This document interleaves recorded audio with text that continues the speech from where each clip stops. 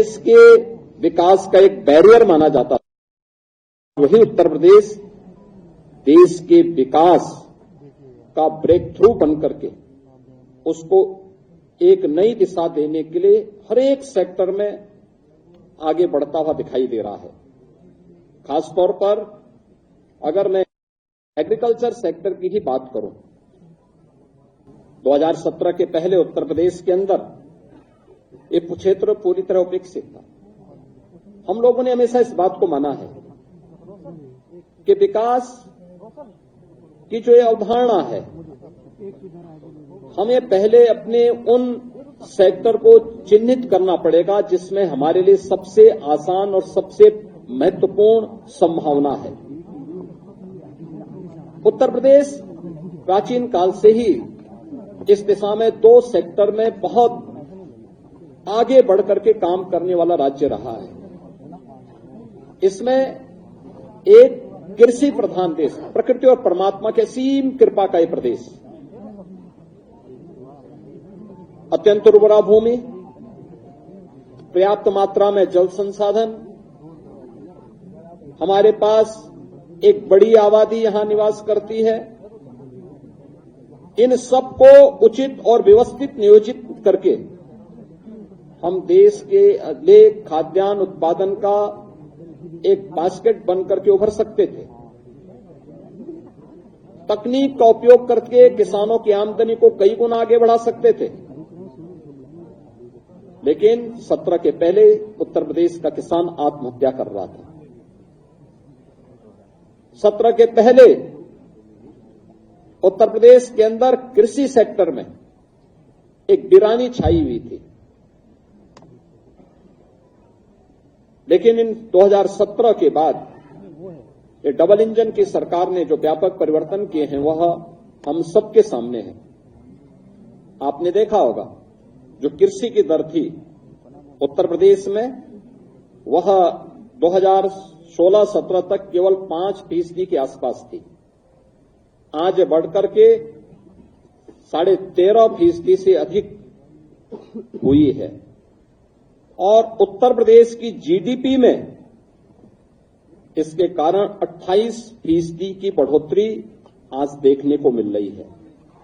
और इसकी शुरुआत हमारी कैबिनेट ने, पहले ही कैबिनेट ने की थी। प्रदेश के अंदर 36,000 करोड़ रुपए की लागत से लघु और सीमांत किसानों की कर्ज माफी के कार्यक्रम को लेकर के आज उसी का परिणाम है कि जिस प्रदेश में 16-17 तक कुल यहां पे 557 लाख मीट्रिक टन खाद्यान्न का उत्पादन होता था, आज उसी प्रदेश में हम लोग गत वर्ष ही 668 लाख मीट्रिक टन से अधिक खाद्यान्न का उत्पादन किए हैं। यानी ये 20% खाद्यान्न के उत्पादन में बढ़ोतरी एक वर्ष में ही उत्तर प्रदेश के अंदर देखने को मिली है। प्रधानमंत्री ऋण मोचन की योजना से लेकर के प्रधानमंत्री किसान सम्मान निधि की योजना तक हर एक क्षेत्र में आज किसान को डीबीटी के माध्यम से धनराशि जाती। देश में आज के दिन पर प्रधानमंत्री किसान सम्मान निधि में 2,61,000 से अधिक किसानों को 80,000 करोड़ रुपए से अधिक की धनराशि डीबीटी के माध्यम से उनके खातों में गई है। प्रदेश के अंदर सिंचाई की क्षमता में व्यापक बढ़ोतरी हुई है। ये वही प्रदेश है वर्षों से जहां पर सिंचाई की परियोजनाएं लंबित पड़ी हुई थी। अर्जुन सहायक हो, बाण सागर हो, सरयू नहर राष्ट्रीय परियोजना हो, 40 वर्षों से योजनाएं लंबित पड़ी हुई थी। इस दौरान इन 8 वर्ष के अंदर प्रदेश सरकार ने, डबल इंजन की सरकार ने प्रधानमंत्री कृषि सिंचाई योजना का सहयोग लेकर के इन सभी परियोजनाओं को पूर्ण किया। लगभग 23 लाख हेक्टेयर की अतिरिक्त सिंचाई की सुविधा उत्तर प्रदेश के अन्नदाता किसानों को दी। प्रदेश के अंदर कृषि विज्ञान केंद्र स्थापित कराए।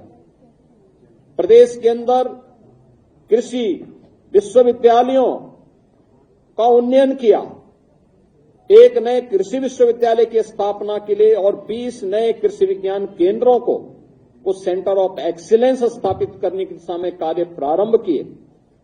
टेक्नोलॉजी मिली, अच्छे बीज मिले, परिणाम क्या हुआ? धान में, गेहूं में, दलहन में, तिलहन में, श्रीअन्न में, हर एक सेक्टर में उत्तर प्रदेश एक नई स्पीड के साथ आगे बढ़ता हुआ दिखाई दिया। यूपी की हर खबर देखने और उनसे अपडेट रहने के लिए हमारे चैनल श्रेष्ठ यूपी को सब्सक्राइब और लाइक करें। साथ ही बेल आइकन को दबाना ना भूलें, जिससे हमारे हर वीडियो की जानकारी आप तक पहुंचती रहे।